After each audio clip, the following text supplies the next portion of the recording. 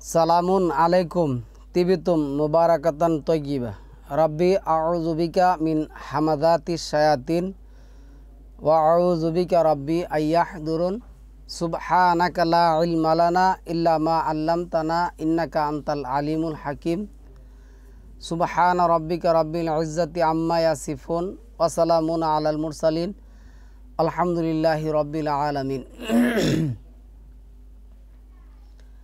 সম্মানিত মুসলিম ভাই বোনেরা, আমার এক ভাই প্রশ্ন করেছেন 2 নম্বর সূরা আল বাকারার 149 নম্বর আয়াত নিয়ে কথা বলার জন্য, তর্জমা করার জন্য, ব্যাখ্যা করার জন্য। দেখুন, ব্যাখ্যা করা আমার দায়িত্ব না। আল্লাহর ব্যাখ্যা আপনার কাছে, আপনার মাধ্যমে সারা মানবজাতির কাছে পৌঁছানোর দায়িত্ব হচ্ছে আমার। আল্লাহ ব্যাখ্যা করে দিয়েছেন, এই ব্যাপারে 250-র উপরে আয়াত আছে। তো আপনি যে প্রশ্ন করেছেন এই প্রশ্নটা বোঝার জন্য আমি 3টা পদক্ষেপ নেব। প্রথম পদক্ষেপ হইল আমাদের ইতিহাস। এটা আমাদের জন্য দলিল না। ইতিহাসটা এখন আমাদের প্রচলিত লাহওয়াল হাদিসওয়ালাদের কাছে দলিল হয়ে গেছে, এই জন্য এটা বলবো। আর দ্বিতীয় পদক্ষেপটা, দ্বিতীয় পর্বটা যেটা, এটা হলো আমাদের মাধ্যমে অনেক ভাই আছেন যারা শুধুমাত্র কেবলমাত্র অনলি আল কোরআন মানেন, ইতিহাস মানেন না, শুধু কোরআন পড়েন। তারা এই আয়াত বুঝে পড়ে কি বুঝছেন, কি বোঝাতে চাইছেন, এই কথাটা আমি বলবো। আর তৃতীয়টা হলো অরিজিনালি আল্লাহ এখানে কি বলছেন, আমি এই জিনিসটা এই আয়াতগুলির মাধ্যমে শেয়ার করব। আপনি শুনুন। তো এই আয়াতগুলি থেকে আমরা যা পাই, প্রথমে যেটা পাই, ইতিহাস যেটা আসছে, তাফসিরকারকরা যেটা লিখছে, একদল তাফসিরকারক বলতেছে যে মহান আল্লাহ সালামুন আলা মুহাম্মদকে বানানোর পর গন্ধম খেয়েছেন, নিষিদ্ধ গাছের ফল খেয়েছেন। এই কারণে আল্লাহ কি করছেন, সালামুন আলা আদমকে পৃথিবীতে নামায়া দিয়েছেন, যা একেবারে আল কোরআন থেকে সম্পূর্ণ একটা মিথ্যা কথা বানানো হয়েছে। তো যখন আল্লাহ এই আদমকে কি করলেন, পৃথিবীতে নামিয়ে দিলেন, তো আদম পৃথিবীতে আসবে, গুনাহ করবে, পাপ করবে, কাবা ঘরে গিয়ে সেরা তাওয়াফ করলে উনি আবার বেগুনা মাসুম বাচ্চার মতন হয়ে যাবেন। মানে যেভাবে এই মায়ের পেটের চেয়ে বাচ্চা বাইর হয়, এমন হয়ে যাবে। আর তৃতীয়টা আসছে কি, এই কথাটাই কিন্তু প্রথম পদে, তৃতীয় কথাটা আসছে মানে দ্বিতীয় কথাটা। এই কারণে আল্লাহ কি করলেন, ফেরেশতারা এই আদমকে সৃষ্টি করতে কি করছিলেন, অস্বীকার জানাচ্ছিলেন। এই মানব জাতির সৃষ্টি করে 2 নম্বর সূরা আল বাকারার যদি আয়াতগুলি পড়েন, এনে আসছে কিসের জন্য, ওয়াইজ ক্বালা রাব্বুকা লিল মালাইকাতি ইন্নী জাইলুন ফিল আরদি খলিফা। তখন ফেরেশতারা বলছিল, কিসের জন্য আপনি ওদেরকে বানাইতে যাবেন, আমরা তো আপনার করছি, তাসবিহ তাহলিল করছি, সব কিছু করছি। এই যে বাধা দিচ্ছেন, বাধা দেওয়ার কারণে ফেরেশতাদেরকে নাকি বলছেন, তোমরা তো আমার তাসবিহ তাহলিল করো। এটা বাইতুল মামুর যেটা আছে 52 নম্বর সূরা তুরের যে আয়াত আছে, এখানে কিন্তু আমার আদম সন্তান যদি ভুল করে ক্ষমা চাইতে যায়, তাহলে তারা তো আর এনে আসতে পারবে না। সুতরাং তোমাদেরকে আমি একটা শর্তে ছাড় দিতে পারি। ছাড়টা কি, তোমরা এই মসজিদের নিচ পৃথিবীতে একটি ঘর স্থাপন করে দাও। এটা 20 হাত লম্বা 12 হাত ফাঁস। পৃথিবীর ওই বাইতুল মামুরের নিচে একটা ঘর নির্মাণ করে দাও, যাতে তারা পাপ করলে এই ঘরে আইসা ক্ষমা নিতে পারে। মা আজাল্লাহ। 3 নম্বর সূরা 135 নম্বর আয়াতের মধ্যে আল্লাহ যেটা বলছেন, অমাইয়াগফিরু যুনুবা ইল্লাল্লাহ, তোমরা যে পাপ করো, এই পাপ জুনুব করো, জুলুম করো, এই পাপ জুলুম আল্লাহ ছাড়া আর কে আছে ক্ষমা করবে? কাবাগর ক্ষমা করবে, ক্ষমা করতে পারবে, এই ধরনের কথা আল্লাহ কোরআনে কোথাও বলেন নাই। বরং আল্লাহ কি বলছেন, ফালিয়া আবুদু রাব্বা হাজাল বাইত, তারা জানি ইবাদত করে আমার ওই গৃহের রবের। এই হলো এক গল্প। আচ্ছা, আরেক গল্প হলো কি, আরেক গল্প হলো যে আল্লাহ কাবাগর নির্মাণ করার 2000 বছর পরে বাইতুল মাকদিস নির্মাণ করেছেন। সুতরাং সালামান আল্লাহ মুহাম্মদ নবী হওয়ার আগে, নবী হওয়ার পরেও মক্কা থাকা অবস্থায় উনি কি করতেন, বাইতুল মাকদিসের দিকে সালাত আদায় করতেন। মানে উনি এখন কিবলা, আমি পরে আসবো শব্দগুলি মনে রাখেন, কিন্তু কিবলা না, কিবলা তান কিবলা শব্দটা আসছে কিবলা। আর কিবলা অর্থ তারা কি করছে, ঘর বা দিক, যিনি বলেন ঘর বলে তারা দিগও বলে, মানে কাবা ঘরের দিক। ঠিক আছে, সোজা বুঝাই দিলাম। এন ঘর অর্থ কি, বাইত। এখন আসুন এর আর গল্পটা বলতেছি, পরে আমি আয়াতটি খুব সুন্দরটি বোঝাই দেওয়ার চেষ্টা করব ইনশাআল্লাহ আজিজ। পরে বক্তব্যটা শুনুন। এই কথাগুলি না বুঝলে ওটা বুঝবেন না। একটা গাঞ্জাহুরি কথা তো বুঝছেন, আল্লাহ এই কারণে ফেরেশতারা দিয়ে সিরা ঘরটা বানাইছেন। আর দ্বিতীয় গাঞ্জাহুরি কথাটা হলো কি, বাইতুল মাকদিস বা আকসা মসজিদ। আপনি যদি 36 নম্বর সূরার 20 নম্বর আয়াত অথবা 28 নম্বর সূরার 20 নম্বর আয়াত দেন, এনে আকসা অর্থ দূরবর্তী কোনো একটা স্থান। তো এই স্থানটা মানবজাতির জন্য নাগালের বাহিরে। এটা হলো কি, বাইতুল মামুর, যেটা আসমানে আমরা কোরআনে যেটা পাই, আল্লাহ যে কোরআনের মধ্যে যে কসম করছেন, বাইতুল মামুরের কসম করছেন, বাইতুল আকসার কসম করেন নাই, বাইতুল মাকদিসের কসমও করেন নাই। এইখানে এক ইতিহাস আছে। কি ইতিহাস? সালামন আলা ইব্রাহিমের 2 সন্তান ছিল, আমরা জানি, আমাদের কাছে যেভাবে আসছে। একজনের নাম ইসমাইল, আরেকজনের নাম ইসহাক। কোরআনের আয়াত দ্বারা আমরা যেটা জানি, ইসমাইল হলো বড়, ইসহাক হলো ছোট। ইসমাইল হলো 1 মায়ের গর্ভের, আর ইসহাক হলো আরেক মায়ের গর্ভের। এখন আসুন, এই ইসমাইল বাস করতেন, মানে বসবাস করতেন কোথায়, আমাদের যে বর্তমান যে কাবাগর এইখানে। আর ইসহাক বাস করতেন ব্যাবিলিয়ানে। তো ইসহাকের ঘরে হয়েছে 2 সন্তান, একজনের নাম হলো আয়াস, আরেকজনের নাম হলো ইয়াকুব। আয়াস ছিলেন বড়, ইয়াকুব হইলেন ছোট। ঠিক ইসহাকের ঘটনাটা হয়েছে ইব্রাহিমের ঘটনার মতন। কেমন? ইসহাকের 2 স্ত্রী, ইব্রাহিমের ছিল 3 স্ত্রী, কিন্তু আমরা যদি কোনোটাই না পাই কোরআনের মধ্যে, 1 স্ত্রীর কথা আমরা পাই কোরআনের মধ্যে, যার গর্ভে ইসমাইল জন্মগ্রহণ করেছেন। তো এই ইসহাকের 2 ছেলে, এক ছেলে হইল আগের স্ত্রীর ঘরের, আরেক ছেলে হইল পরের স্ত্রীর ঘরের। আগের স্ত্রীর ঘরের যে সন্তান তার নাম হইল আয়াস, আর পরের স্ত্রীর ঘরের যে সন্তান তার নাম হইল ইয়াকুব। তো সালামন আলা ইসহাক যখন বয়স বৃদ্ধ হয়ে গেলেন, বয়স সন্ধিক্ষণে পৌঁছে গেলেন, তখন নাকি একদিন সালামন আলা ইসহাক আয়াসকে ডাক দেওয়া বললেন, তুমি আমাকে আগামীকাল জঙ্গল থেকে হরিণ ধরে এনে বোনা করে খাওয়াবে বা রোস্ট করে খাওয়াবে।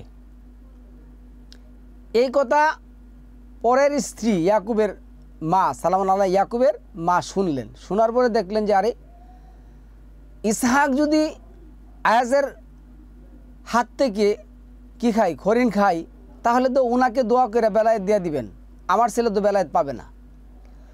তখন ইয়াকুবের মা কি করলেন, ইয়াকুবরে বললেন যে তুমি আয়াসের মতন সব কিছু আচার আচরণ কণ্ঠ সব কিছু করে সকাল সকাল হরিণের রোস্ট করে আইনা সেটা খাওয়ায়া বেলায়েতের দোয়া নিয়ে নিবে, যাতে আয়াস না নিতে পারে। ঘটনা তাই ঘটছে। এখন আয়াতজন জঙ্গল থেকে হরিণ ধরে এনে সম্পূর্ণ প্রস্তুত করে বাপের কাছে নিয়ে গেল। তখন বাপ বলল, আরে আয়াস, আমি তো হরিণ খেয়ে দোয়া করে দিছি, বেলায়েতের অধিকারী করে দিছি, তুমি আবার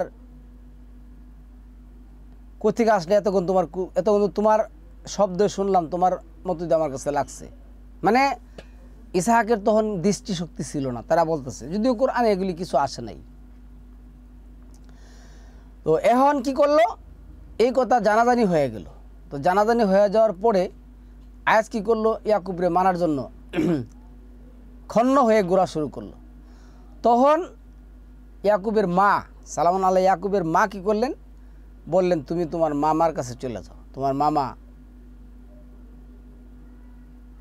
ফারদানে থাকে, তুমি ওইখানে চলে যাও কেনান। একথা বলার পরে যাই কিছু দেবার সব কিছু দিয়ে টিয়ে সেরা ওরে সফরে বাইর করে দিলেন। উনি কী করছে, হাঁটতে হাঁটতে হাঁটতে হাঁটতে এক জায়গায় গিয়া সন্ধ্যা হয়ে গেছে। এখন বলছে যে আজকে রাত্রটা আমি এনে থাকবো, এবং মাথায় কি দিব, একটা পাথর খুঁজে এনে সেরা মাথায় দিয়ে ঘুমানোর পরে স্বপ্ন দেখলো ওনাকে নাকি অর্ডার করা হয়েছে তুমি এইখানে একটা মসজিদ নির্মাণ করো। তো উনি একটা মসজিদ নির্মাণ করলেন। এই হইল এক মসজিদ। প্রথম ঘটনা হইল আল্লাহ এই মসজিদ কাবাগর সৃষ্টি করার 2000 বছর পরে এই মসজিদ সৃষ্টি করছেন, সুতরাং এটা কাবলা করছেন। আচ্ছা, যাই হোক, সুতরাং সম্মানিত ভিউয়ার্স, কাবাগর যে মানব জাতির জন্য প্রথম কিবলা এবং মানব জাতির প্রথম ঘর, এই নিয়ে একটা টপিক করা যাবে। তবে আমি সংক্ষেপে যে কথাটা বলবো, 3 নম্বর সূরা আল ইমরানের 96-97 নম্বর আয়াতের মধ্যে আল্লাহ যেটা বলছেন, ইন্না আউওয়ালা বাইত, নিশ্চয় মানব জাতির জন্য যে প্রথম ঘরটা আল্লাহ কি করছেন, নির্মাণ করেছেন, তা হলো এটা মুবারকপূর্ণ এবং সফরের জন্য, মানবের সফরের জন্য সর্বোত্তম একটা নিদর্শন। এই ঘর সফর করলে পাপ হয়ে যাবে, পাপ মোচন হয়ে যাবে। এই ঘরে সফর করলে পাথরে চুমা দিলে গুনাহ মাফ হয়ে যাবে। এই ঘরে 7 তাওয়াব দিতে হবে, পাথর মারতে হবে, এই ধরনের কিচ্ছা কাহিনী কোরআনে কোথাও কোনো কিছু নেই। যাই হোক, এখন আমি আপনাকে বলছি শুনুন, আপনারা যারা লাহওয়াল হাদিস মানেন তারা একটু 112 নম্বর সূরাটা পড়ে দেখুন। এখানে আল্লাহ কিসের জন্য সালামুন আলা মুহাম্মদকে বললেন, তুমি বলো আল্লাহ এক, তুমি বলো আল্লাহ কি করেন না, কারো কাছে সাহায্য নেওয়ার জন্য হাত পাতেন না। উনি কি সামাদ, উনি প্রথম থেকে এখনও এবং শেষ অবধি, ইয়াউমাল কেয়ামা, কেয়ামত ইয়াউমাল হাসর, ইয়াউমুদ্দিন, ওই দিন পর্যন্ত উনি একক। উনি কোনো কিছুর জন্য কারো কাছে কি করেন না, হাত পাতেন না। উনি জন্ম নেন নাই, জন্ম দেন নাই, এবং ওনার সমতুল্য কেউ নাই। তো কোনো কিছু যদি না হয় তাহলে কিসের জন্য আজকে শুধু খালি বলবেন আকিমুস সালাত, সালাত কায়েম করো, আর বাকি যা নিয়মকানুন আছে সব মুহাম্মদ থেকে নিতে হবে। জিব্রাইল শিখাছেন, মাআযাল্লাহ, কত বড় একটা মিথ্যা কথা কোরআনের নামে ওরা বানাইছে। তো আমরা টপিকে আসি সম্মানিত ভিউয়ার্স। টপিকটা হলো কি, এই যে কাহিনী। তো আল্লাহ দেখুন কিছু আয়াত দ্বারা আমরা যেটা প্রমাণ পাই, মহান আল্লাহ তার মাখলুক সৃষ্টি করলেন। এই মাখলুক সৃষ্টি করার, অসংখ্য মাখলুক সৃষ্টি করার একটা মাখলুক সৃষ্টির প্রক্রিয়াজাত আল্লাহ কি করলেন বললেন, যেটা আদম জাত, এই আদম যাত্রী আল্লাহ কী করলে, আল্লাহ বলছেন আমি সকল কিছু কী করছি, পানি থেকে সৃষ্টি করছি। এটার একটা টপিক। তাও আমি একটুখানি বলি শুধু খালি আমার এই কথাগুলি বোঝার জন্য, যেভাবে প্রশ্ন করছেন। এইখানে প্রচলিত যে কথা আছে যে আল্লাহ কী করলেন, পৃথিবীতে মাটি নেওয়ার জন্য এক এক করে 4 ফেরেশতা পাঠাইলেন, তারপরে লাস্ট ফেরেশতা আসিরা উনি আর মানলেন না, মাটি নিতে চাইলেন না, বিভিন্ন ধরনের প্রশ্ন হইতে আপনারা কিছু জানেন, অনেকেই জানেন এই ইতিহাস। কিন্তু এগুলি ইতিহাস, প্রচলিত ইতিহাস, লাহুয়াল মানুষের বানানো কিচ্ছা কাহিনী, যা কোরআন দ্বারা একটা সমর্থিত নয়। আল্লাহ কিভাবে মানুষকে বানাইলেন এইখানে আল্লাহ কোরআনে বলে দিছেন। আল্লাহ প্রথম সৃষ্টিটা করলেন মানুষকে মাটি থেকে। এই মাটি থেকে মানুষকে বানিয়ে আল্লাহ কি করলেন, রেখে দিলেন। এটা 76 নম্বর সূরার যে প্রথম নম্বর আয়াতে যে আসছে, এইখানে আল্লাহ যেটা কি বলছেন, নিশ্চয়ই মানুষের উপর একটা কাল অতিবাহিত হয়েছে যখন সে উল্লেখযোগ্য কিছুই ছিল না, উল্লেখযোগ্য কিছু ছিল না। পরে আল্লাহ কি করছেন, হাজার হাজার মাকলুকের নামকরণ করছেন। তার মধ্যে আদমজাত একটা মাকলুক যেটা সৃষ্টি করলেন, যেটা ইনসান নাম দিলেন, যেটা আনাসুন শব্দ থেকে নাসুন শব্দ থেকে আসছে, যেটা বন্ধুত্ব। যাই হোক, অনেক বলে যে না ইনসান আসছে আনাসুন থেকে, যেটা ভুল করা, মা আজাল্লাহ, এগুলি সব মিথ্যা কথা। তো এখন আল্লাহ কী করলেন, রেখে দিলেন। এরপরে আল্লাহ কি করলেন, আদমজাত নামকরণ করলেন, আল্লাহর রূহ ফুৎকার দিলেন, তাকে আল্লাহ কি দিলেন, বিবেক দিলেন, হিকমা দিলেন, চোখ দিলেন, কান দিলেন, নাক দিলেন, সব দিলেন। আল্লাহর পরিকল্পনা মতে আল্লাহ এটা সৃষ্টি করলেন। করার পরে উনি কি করলেন, আল্লাহ যেটা বলছেন 16 নম্বর সূরা 112 নম্বর আয়াত, এনে কি আসছে, নিশ্চয় তোমাদের পূর্বে একটা সম্প্রদায় ছিল যাদেরকে আমি কি করছি, যাদেরকে আমি একটা জীবন দান করেছিলাম, যে জীবনে তারা চিনত না লজ্জাস্থান কি, যে জীবনে তারা চিনত না সন্তান উৎপাদন কি, যারা চিনত না তাদের জীবনে সেক্সুয়ালি প্রবাবিলিটি কি, এই ধরনের কোনো কিছুই তাদের ছিল না। মানে এক কথা উইদাউট টেনশন। বর্তমান পৃথিবীর যা কিছু দেখেন তার সাথে তাদের কোনো সম্পর্ক ছিল না। তাদেরকে এমন একটা জীবন দিছিলেন, আর দিছিলেন কি, চতুর্দিকে একটা জান্নাত। জান্নাত মানে বাগান, 16:112 দেখুন, বাগান। তারা ওইখানে বসবাস করত। তাদেরকে বলছিল তোমরা কি করবে না, এই সাজারাতুল হোলথ, যেটা চিরস্থায়ী একটা গাছ, সাজারা গাছ, হোলথ চিরস্থায়ী, যেটা ব্রণ সৃষ্টি হয়, জন্ম উৎপন্ন এই হয়, এই আনন্দময়ী জীবনে তারা একসময় তাদের বিধাতার কথা বলে গেছিল। ওই 20 নম্বর সূরার আয়াতের যে আছে, ওয়াসওয়াসা, শয়তান কি করছিল, ওয়াসওয়া দিছিল, দেওয়ার পরে তারা ভুলে গেছিল। তারা কি করছে, এই গাছের নিচে গেছে, খাইছে, তারপরে আল্লাহ নিয়ামতকে অস্বীকার করছে। যার কারণে আল্লাহ বলছে তোমরা এখন হাবিতত, তোমরা নেমে যাও। কিসের মধ্যে নেমে যাও, আমাদের প্রচলিত এই যে মোল্লা, কাট্টা মোল্লা সমাজ বানাইছে, জান্নাত থেকে দুনিয়াতে নামাই দিচ্ছেন। এবং হাওয়ার পরে কি করছে, তাদের কাপড়, তাদের শরীর থেকে কাপড় চুপড় খুলে গেছেন, পরে গেছেন। আল্লাহ কেমন আল্লাহ, যা মানুষকে ল্যাংটা করে দিয়েছেন ফল হওয়ার কারণে? মা আজ আল্লাহ, অবশ্যই না।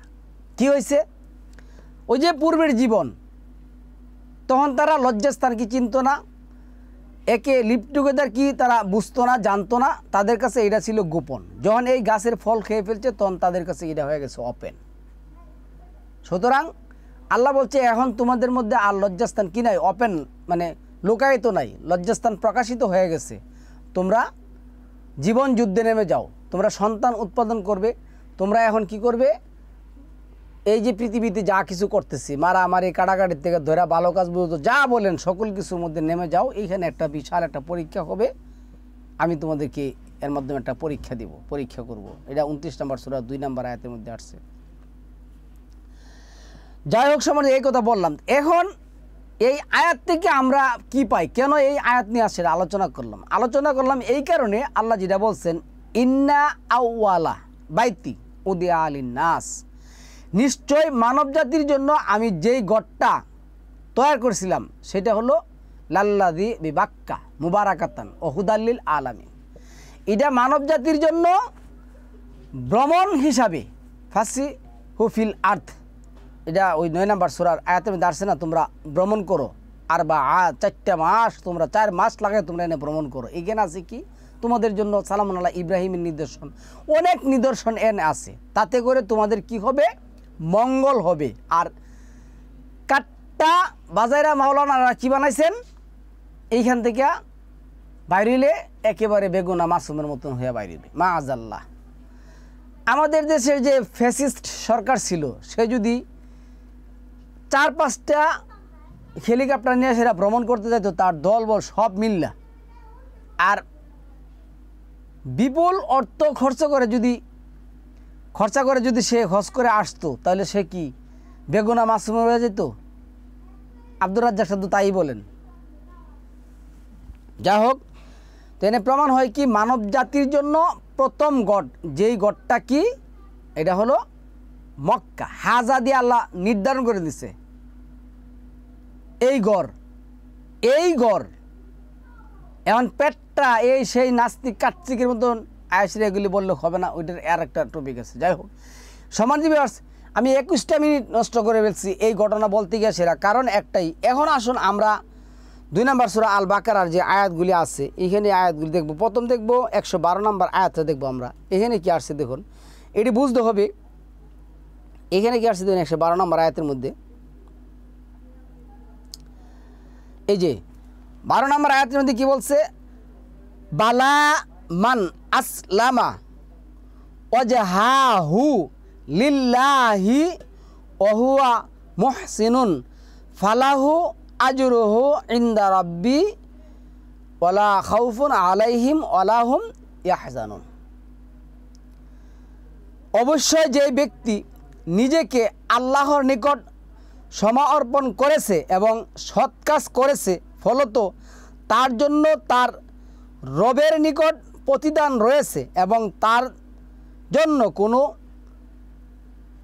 আশঙ্কা নেই এবং তার কোনো চিন্তাও নেই। তাহলে এইখানে আমরা আয়াতটা পড়ার কারণটা হলো ওয়াজহু। এই ওয়াজহু অর্থ হইল কি, সত্তা।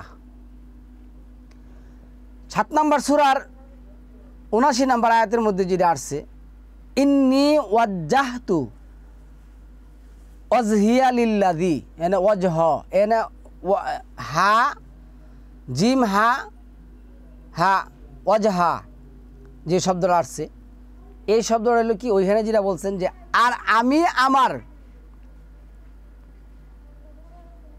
সত্তাকে ওই দিকেই রুজু করলাম যিনি আসমান এবং জমিনের মালিক।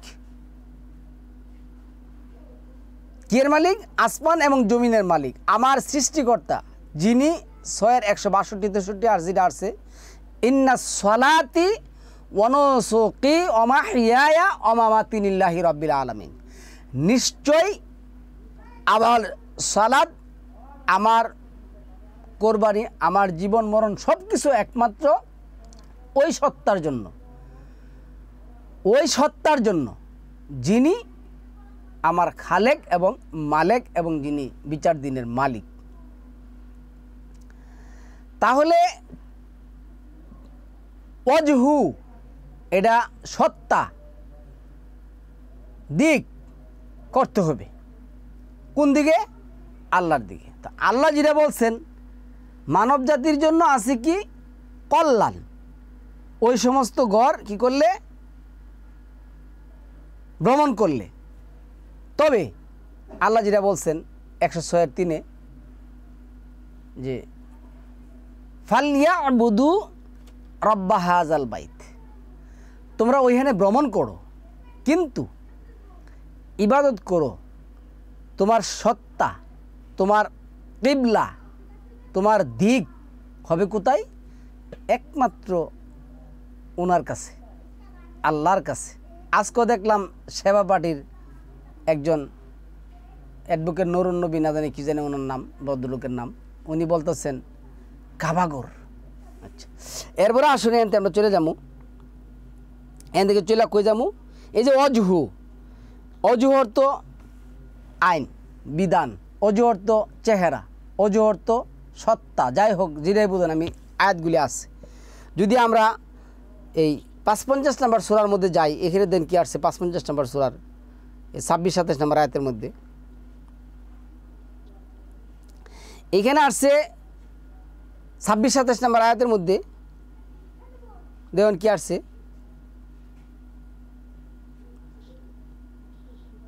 এ লেখছে কুল্লুমান আলাইহা ফান, ভূপৃষ্ঠে যা কিছু আছে সব কিছু নশ্বর মানে ধ্বংস হয়ে যাবে। ওয়াবকা ওয়াজহু, ওয়াজিম জবর ওয়াজ হাফেশু, ওয়াজহু রাব্বুকা যুল জালালি ওয়াল ইকরাম, তবে তোমার রবের চেহারা বাদে। এখন চেহারা যদি এটা হয় মানে আল্লাহর এটা বাদে যা আছে সব কিছু ধ্বংস হয়ে যাবে মা আজাল্লাহ। এই ওয়াজহু অর্থ আল্লাহর আইন বাদে, আল্লাহর বিধান বাদে। আর আল্লাহর আইন এবং বিধানের দিকে আমার কি করতে হবে, দিক কেবলা করতে হবে। আমি ওই আয়াতগুলিতে আসছি, শেষ করে দেবো দেখেন ওই আয়াতগুলি, এই কথাগুলি যদি খুব ডিপলি মনোযোগ সহকারে শুনেন তাহলে ওইগুলি আপনার কাছে খুব সহজ হয়ে যাবে। এই কারণে আমি আমার এই প্রচেষ্টা। তো আল্লাহ বলছেন ওয়াবকা ওয়াজহু, এই যে অজহু, এইখানে অজহু অর্থ যদি বলেন চেহারা ধোয়া, তাহলে আল্লাহকে চেহারা ধোয়া লাগে না। আবার যদি আপনি 5 নম্বর সূরা মায়াদার 6 নম্বর আয়াতে যান, আল্লাহ যেটা বলছেন ইয়া আইয়ুহাল্লাযিনা আমানু ইযা কুমতুম ইলা সলাত ফাগসিলুহু ওজুহাকুম, তোমরা ধুয়ে নাও তোমার চেহারা, কি করে তোমার চেহারা। এইখানে তারা আর কিন্তু এখন আসুন আরেকটু কথা বললে শেষ করি, আমি ওইখানে চলে যাব, ওই আয়াতগুলো আপনাকে বুঝে দেয়। 28 নম্বর সূরার 88 নম্বর যে লাস্টের যে আয়াতটা আছে, এখানে কি লেখছে দেখেন, ওয়ালা তাদউ মাআল্লাহি ইলাহান আখারা, তুমি আল্লাহর সাথে অন্য আইনদাতা বিধানদাতা কি করবে না, স্থির করবে না। লা ইলাহা ইল্লা হুয়া, তিনি ছাড়া আইনদাতা বিধানদাতা কেউ নেই। এই যে কুল্লু শাইইন খালিকুন ইল্লা ওয়াজহাহু লাহুল হুকমু ওয়া ইলাইহি তুরজাউন, আল্লাহর আইন ব্যতীত সব কিছু ধ্বংসশীল, বিধান তারই এবং তারই নিকট আমাদের প্রত্যাবর্তিত হতে হবে। তাহলে এইখানে অজুহর্ত আইন, ওইখানে অজুহর্ত আল্লাহর আইন 36-এর যে মানে 55-এর যে 26-27, আবার 28-এর যে 88, এইখানে আল্লাহর আইন এবং বিধান। আবার 2-এর যে 12, এইখানে কি করতে হবে, আমার যে দিক আছে, আমি একমাত্র দিক আমার সত্তাকে কি করব, ওই দিকে রুজু করব, আল্লাহর আইন এবং বিধানের দিকে। এই জন্য সালামুন আলা ইব্রাহিম বলছিল ইন্নী ওয়াজ্জাহাতু, নিশ্চয় আমি কি করলাম, ওয়াজাহা করলাম, মুতাওয়াজ্জি করলাম, ওয়াজহিয়া লিল্লাযী, তার কাছে, ফাতারাস সামাওয়াতি ওয়াল আরদ, যিনি আসমান এবং জমিনের মালিক। এখন সম্মানিত ভিউয়ার্স, আমরা যদি 2 নম্বর সূরা আল বাকারার ওই আয়াতটি বুঝতে চাই 149-50, তাহলে আমাদের শুরু করতে হবে 125 থেকে।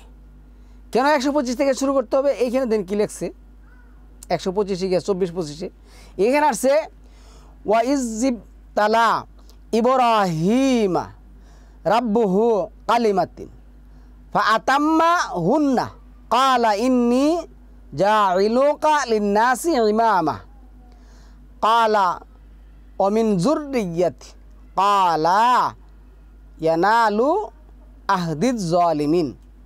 এবং যখন তোমার রব ইব্রাহিমকে কতিপয় বাক্য দ্বারা পরীক্ষা করেছিলেন, পরে সে তা পূর্ণ করেছিল, তিনি বলেছিল আমি তোমাকে মানবজাতির ইমাম হিসাবে ঘোষণা করলাম, মিল্লাতে ইব্রাহিম, তুমি মুসলিম মিল্লাতের কি জনক, আর তোমাকে আমি কি করলাম, এমন এক আদর্শ ভিত্তিক মানুষ হিসাবে তৈরি করলাম যা পরবর্তীদের জন্য হবে তোমার অনুসরণ। তুমি এত পরীক্ষাতে আমার উত্তীর্ণ হয়েছ, তোমার প্রতি আমি এত রাজি খুশি হয়েছি। 60 নম্বর সূরা 4 নম্বর আয়াতের মধ্যে আল্লাহ বলছেন, নিশ্চয় তোমাদের জন্য আছে ইব্রাহিমের চরিত্রের, ইব্রাহিমের মাকাম অর্থ চরিত্র, মাকাম এনে মাকাম শব্দটা আছে, মাকাম অর্থ কি চরিত্র, আর হলুকুন আজিম চরিত্র, এটা 68-4 যেটা বলছেন। তো এখন ইব্রাহিমের নাম ধরে আল্লাহ কি বলছেন, যে তোমাদের জন্য আছে ইব্রাহিমের মধ্যে আদর্শ, তোমরা ওইখান থেকে আদর্শ খুঁজে নাও। ইব্রাহিম কীভাবে পরীক্ষা দিছে, ইব্রাহিম ওই যে 131-এ 2-131 কি আসছে, আল্লাহ ডাক দিচ্ছেন, আল্লাহ ইব্রাহিম কি বলছেন, আসলাম তুলি রাব্বিল আলামিন, আমি ইমানের ঘোষণা দিলাম, আমি নত স্বীকার হয়ে গেলাম। তো এখন যেটা আসছে এখানে তারা যেটা বলে, তো নিশ্চয় আমি তোমাকে মানবমণ্ডলীর নেতা করব, সে বলেছিল আমার বংশধরগণ হতেও, আল্লাহ বলছেন তিনি বলেছিলেন, আর আমার অঙ্গীকার অত্যাচারীদের প্রতি প্রযোজ্য হবে না। তো এখন আমি আপনাকে বলি শুনুন, যারা এখন কাবাকে কিবলা করতে বলছেন, যারা এখন কাবা থেকে সালাত নিতে বলছেন, তাদেরকে আমি বলবো যে কাবা যদি আপনার আদর্শ হয়, তাহলে এখন যে সালাত আদায় হচ্ছে, এই সালাতের কোন নিয়মটা, কোন স্ট্রাকচারটা, কোন রোলসটা, কোন রিচুয়ালটা আল কোরআনে আছে একটু দেখিয়ে দেন, বুঝাই দেন আমাকে, তাইলে আমি নেব। কেন আল্লাহ কোরআনের বাহিরে কোনো কিছু নেবেন না। আচ্ছা আসুন, তারপরে 25-এ কি আসছে, ওই যা আলনাল বাইতা মাসাবাতাল লিন্নাস ওয়া আমনান ওয়াত্তাখিযু মিন মাকামি ইব্রাহিমা মুসাল্লা। এই যে সাল্লি ফাহুয়া মুসাল্লি, এই মুসাল্লি ইব্রাহিমের মুসাল্লি, আল্লাহ এনে বলছে 60-4 ইব্রাহিম এবং তার সাথে যারা আছে তাদের কাছ থেকে আদর্শ নিতে বলছে। তাহলে ইব্রাহিমের যে মুসাল্লা, সালামুন আলা আদমের যে মুসাল্লা এবং সমস্ত নবী রাসূলের যে মুসাল্লা, এটা ছিল কি উইদাউট শিরক, এটা ছিল কি উইদাউট শিরক, অনলি একমাত্র কোরআন ভিত্তিক আল্লাহর আদেশ এবং নিষেধ। এই কথাটা তো 19 নম্বর সূরার মধ্যে বলছে, ফাখালাফা মিন বাদি, তাদের পরে কতগুলি অপদার্থ আসলো, যারা দুনিয়ার লালসায় পরবশত হয়ে সালাতকে নষ্ট করে দিল। তাহলে কাবার যে সালাত আছে, এই যে তারাবি পড়তেছে, বেতের পড়তেছে, ঈদের 12 তাকবীর 4 তাকবীর পড়তেছে, আউযুবিল্লাহি মিনাশ শাইতানির রাজিম পড়তেছে, সুবহান রাব্বিল আজিম পড়তেছে, সুবহান রাব্বিল আলা পড়তেছে, এই যে কিচ্ছা কাহিনী পড়তেছে, এগুলি কোথায় আছে? এই জন্য আল্লাহ নির্দোষ। আল্লাহ কি বলছেন, তুমি তোমার কেবলা, তুমি তোমার সত্তাকে কি করো, ওই সত্তার দিকে, তুমি তোমার আইন এবং তোমার বিধান, তুমি তোমার চেহারাকে ওই দিকেই প্রত্যাবৃত্ত করো, কেবলা করো, যিনি হলেন একক এবং অদ্বিতীয়, যিনি তার ইবাদতে কাউকে শরিক করেন না, 18-26 অনুযায়ী। আর মুহাম্মদ স্বীকার করেছেন 18-110-এ, তোমাদের যদি তোমাদের রবের সাথে ওই দিন দেখা করার ইচ্ছা থাকে, তাহলে তার ইবাদতের সাথে, তার আইন বিধানের সাথে কাউকে ডাকো না। তো এখন আমি যদি ক্যাবলার সালাত নেই, মানে আমার যদি ক্যাবলা মনে করে এটার সালাত নেই, ভাই এটা তো ক্যাবলা না রে ভাই, ক্যাবলা তো হবে আমার ওই যে যিনি বলছেন ফালিয়া আবুদুর আব্বা হাজাল বাইত, যিনি এই রবের মালিক, বাইতের মালিক, গড়ের মালিক, যিনি প্রথম গড়ের মালিক, ওইদিকে হবে আমার কেবলা, ওইটা আমার ক্যাবলা না রে ভাই। আচ্ছা, আমরা ওইখানে চলে যাব। মাকাম ইব্রাহিমের মুসাল্লায় যে মাকাম অর্থ কি, চরিত্র, মাকাম অর্থ অবস্থান, তার চরিত্র এবং অবস্থান কি ছিল, সে কোনো কিছুতে কোনো অবস্থায় কি করতেন না, শিরক করতেন না। আর আল্লাহ তো 4 নম্বর সূরার এই যে 48, 47, 48, 116, 5-এর যে আয়াত আছে, যে যারা শিরক করে এই গুনাহ আল্লাহ কি করবেন না, ক্ষমা করবেন না, মাফ করবেন না। আর ইব্রাহিম কি করতেন না, শিরক করতেন না, এটাই ছিল তার মাকাম। এখন আসুন সম্মানিত ভিউয়ার্স, আমরা করে চলে যাব এই, আরে কই গেছি কে দেখো, 43-এ যাব।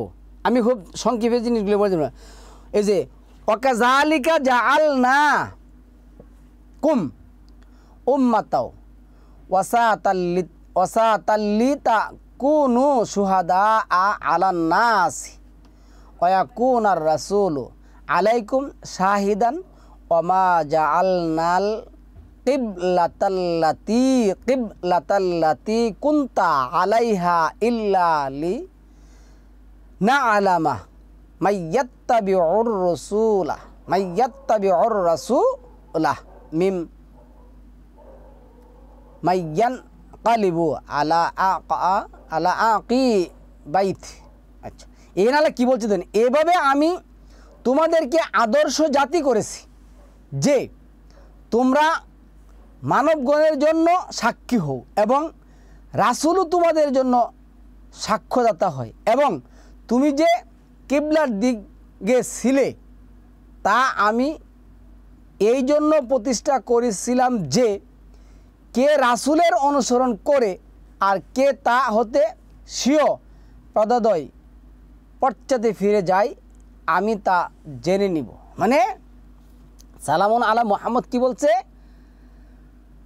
ফালা তাদউ মা আল্লাহি আহাদা, তোমরা কখনো আল্লাহর সাথে আর কাউকে কি করবে না, শরীক করবে না, ডাকবে না। যখন মুহাম্মদ কি করলেন, এই কেবলার কথা কইলেন, এই কেবলার কথা বললেন যে তোমাদের কেবলা হবে বালামান আসলামা ওয়াজাহা, একমাত্র আল্লাহর দিকে রুজু করতে হবে, একমাত্র আল্লাহর ইব্রাহিমের অনুসরণে। যখন এই কথা বললেন তখনই কি করলেন, তারা মুখ ফিরিয়ে নিলেন, পা দিয়ে খাইটা দূরে চলে গেলেন। তারপরে আয়াতে আসেন 44 কি লিখছে, কাদ নারা তাকাল্লুবা ওয়াজহিকা ফিস সামাই ফালা নুআল্লিয়ান্নাকা কিবলাতান তারদাহা ফাওয়াল্লি ওয়াজহাকা শাতরাল মসজিদিল হারাম। এর কি আসছে, নিশ্চয় আমি আকাশের দিকে তোমার মুখমণ্ডল উত্তোলন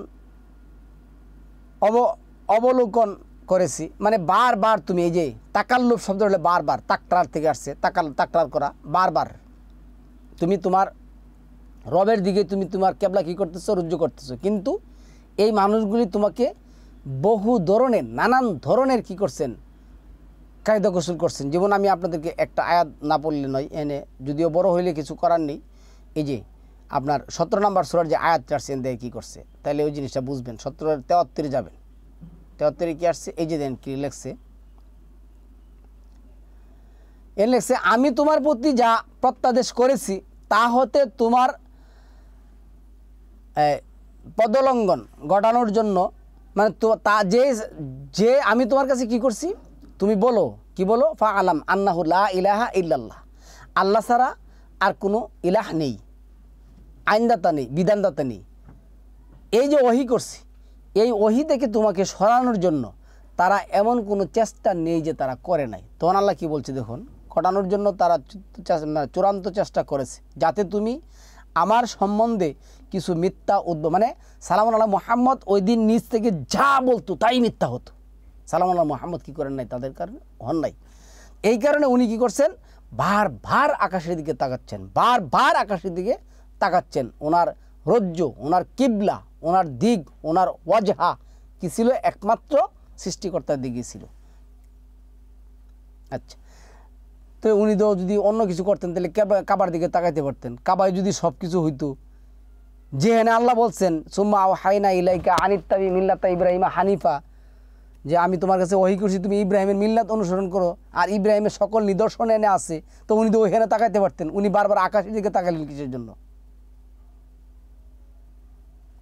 ওইটা যদি কিবলা হতো, ওইখানে যদি মাফ হতো, ওইখানে যদি সব কিছু হইতো, তাহলে উনি ওই দিকে তাকানোর কি দরকার ছিল? তার মানে কি, ওনার রজ্জুটা একমাত্র আল্লাহর কাছে সমর্পণ করছেন, ওনার অজহুটা একমাত্র আল্লাহর কাছে সমর্পণ করছেন, ওনার কিবলা একমাত্র আল্লাহর দিকেই কী করছেন, বারবার রজ্জু করছেন। কারণ উনি তো মানে বাধ্যবাধকতা নিয়ে নিচ্ছেন, ফালিয়াবুদু রাব্বা হাযাল বাইত, তুমি ইবাদত করবে, আমল করবে ওই গৃহের রবের। এই জন্য উনি ওই দিকে তাকাইছেন, ওই দিকে কিবলা করেন নাই। আচ্ছা, তো এইখানে আল্লাহ বলছে ওই করার জন্য সফল কাম হলে তারা অবশ্যই তোমাকে বন্ধুরূপে গ্রহণ করতো, ওদের পারে নাই। তো আল্লাহ বলছে আমি তোমাকে অবিচল না রাখলে তুমি তাদের দিকে প্রায় কিছুটা ঝুঁকিয়ে পড়ছিলে, এখন আসুন আপনার আয়াতগুলি শেষ করে দিচ্ছি, দেখবেন যে 3 মিনিটে শেষ হয়ে যাবে আয়াত। আচ্ছা, তাইলে আমরা 43-এ গেলাম। আচ্ছা, 44-এ আসেন কি লিখছে, কাদ নারা তাকাল্লুবা ওয়াজহিকা ফিস সামাই, নিশ্চয় আমি আকাশের দিকে তোমার রজ্জুকে দেখতে। আকাশের দিকে কোথায়? কেবলা, ওই কাবাঘরের দিকে না। আচ্ছা, এরপরে আসেন 45-এ কি বলছে, এবং যাদেরকে গ্রন্থ প্রদান করা হয়েছে তাদের নিকট যদি তুমি সমুদয় নিদর্শন আনায়ন করো তবু তারা তোমার কিবলাকে গ্রহণ করবে না।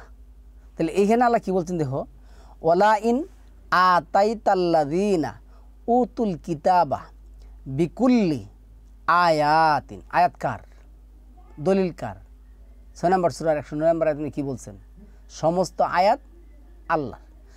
আমার পক্ষ থেকে তুমি যদি সমুদয় দলিল ও কী করো হাজির করো, তারপরও তারা কি করবে না, তোমার প্রতি তারা বিশ্বাস স্থাপন করবে না।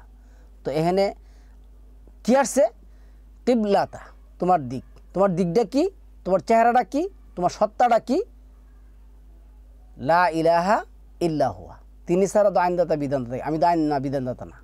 তাহলে উনি এনে কেবলা, এই যে কিবলা, এই কিবলা অর্থ কি, কিবলা অর্থ আমার সত্তাকে একমাত্র আল্লাহর আইন এবং বিধানের, আল্লাহর আয়াতের দিকে কি করা, রজ্জু করা। তারপরে আসুন আল্লাহ এনে বলছে যাদেরকে আমি, এই যে আল্লাযীনা আতাইনা হুমুল কিতাবা ইয়ারিফুনাহু কামা ইয়ারিফুনা আবনাহুম, যাদেরকে আমি কিতাবটা দিছি তারা এটাকে চিনবে জানবে এমনভাবে যারা তাদের সন্তানদেরকে চিনে। এরপরে আল্লাহ বলছে আল হাক্কু মির রাব্বিকা, এই সত্য তোমার রবের পক্ষ থেকে আসছে। এরপর আসছে ওয়ালিকুল্লিন বিজহাতুন হুয়া মুআল্লি ইয়া, এই যে ফাস্তাবিকুল খায়রাত। তো এনে আল্লাহ বলছে প্রত্যেকের জন্য একটা কি আছে, দিক আছে। কারো দিক আছে কুফুরির দিকে, কারো দিক আছে নিজস্ব হাওয়া এবং প্রবৃত্তির দিকে, আর তোমার দিকটা হলো একমাত্র, তোমার কেবলাটা হলো একমাত্র আল্লাহর দিকে। এরপরে কি হচ্ছে, অমিন হাইসু হারাজতা ফাওয়াল্লি ওয়াজহাকা শাতরাল মাসজিদিল হারাম, তুমি যেখানে থাকো মনে করবে যে তোমার দিকটা, কেবলাটা কি একমাত্র আল্লাহর আয়াতের দিকে, আল্লাহর আয়াতের দিকে। এরপরে আসুন 50-এ কি বলছে, অমিন হাইসু হারাজতা ফাওয়াল্লি ওয়াজহাকা শাতরাল মাসজিদিল হারাম, এই যে মাসজিদ, সিন জিম দাল, সাজাদা ইয়াসজুদ থেকে যেটা আসছে মানে সিজদা, সিজদা যেখানে করা হয় ওই জায়গাটা আল্লাহ যেটা বলছেন পবিত্র রাখার জন্য বলছেন, পবিত্র মানে শিরক মুক্ত রাখার জন্য বলছেন। ইব্রাহিমের মাকাম কী ছিল, শিরক মুক্ত রাখা, শিরক না করা। ওই শিরক মুক্ত একটা ঘর, এই যে সালাম 33 নম্বর সূরা যে 33 মধ্যে আসছে, তুমি তোমার ঘরগুলিকে, এরপরে আবার 10 নম্বর সূরা 87 নম্বর আয়াতের মধ্যে আসছে, ঘরকে কী বানাও, সালাতের স্থান বানাও এবং কিবলা নির্ধারণ, কিবলা কই হবে, আল্লাহ, দিক হবে একমাত্র আল্লাহ। তো এখন যারা এই কিবলা অর্থ করে বর্তমান কাবার সালাত, বর্তমান কাবা ঘরকে বোঝাচ্ছেন, এটা সম্পূর্ণ একটা কোরআন পড়ে কোরআনের সাথে কি করা, নাফরমানি করা। হ্যাঁ, কাবা ঘরকে আমরা অবশ্যই অনুসরণ করব, এটা মানব জাতির জন্য প্রথম ঘর, এই ঘরকে আমাদের সফর করার জন্য বলছেন, আমাদের তৌফিক থাকলে আল্লাহ বলছেন সফর করতে, আমরা সফর করব। কিন্তু ওইখানে আমাদের কোনো কিছু নেই, ওইখানে গেল ওই রবের ফালিয়া আবুদ রাব্বা হাজাই, রবের ইবাদত করতে হবে। তো মসজিদ হারাম, এই হারাম দুইটা শব্দ, একটা হলো নিষেধ, তাহলে শিরক করা যাবে না, এটা তো নিষেধ। আপনি ওইখানে যান শিরক করতে পারবেন না, এইখানেও শিরক করতে পারবেন না। সুতরাং সম্মানিত ভিউয়ার্স, এই যে আয়াতগুলি দিয়া যারা আজকে এই বন্ডামি করতেছেন, এটা একটা বন্ডামির সীমা থাকা উচিত। এই কারণে আর আপনি সীমানা পাবেন কোথায় গেলে, অধিক কোরআন পাঠ করলে এই আয়াতগুলি আপনার বুঝতে হবে, জানতে হবে। তো সম্মানিত ভাই, হয়তো আপনি এটা জানতে চাইছিলেন, এই জন্য আমি একটু বিস্তারিত বলার চেষ্টা করলাম। সালামুন আলাইকুম, তিবিতু মুবারাকাতুন তৈয়িবা।